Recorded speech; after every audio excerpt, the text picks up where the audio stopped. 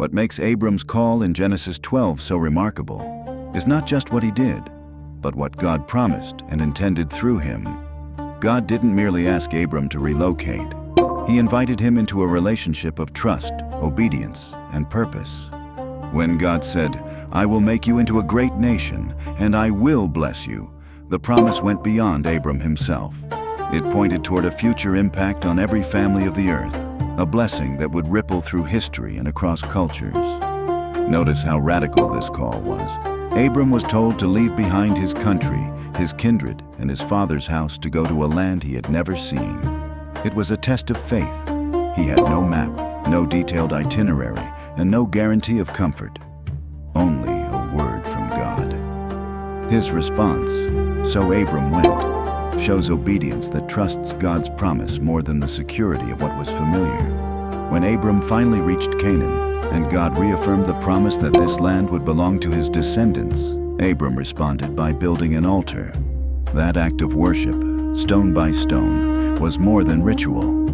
It was a public declaration of allegiance and trust in God's word. In a land filled with other beliefs and gods, Abram visibly acknowledged the living God as his provider. The narrative also shows that faith is not always perfect or consistent. Shortly after this, Abram faces famine in the land and chooses to go down into Egypt.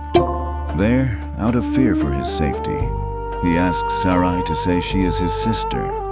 This moment highlights Abram's human struggle. Even someone called by God and trusted for great blessing can still wrestle with fear and imperfect trust. Yet even here, God's promise remains secure. Despite Abram's hesitation, God protects him and Sarai and brings them safely back into the land. This tension reveals an important lesson. Faith and obedience are not a single moment, but a lifelong pattern of trusting God even amid uncertainty.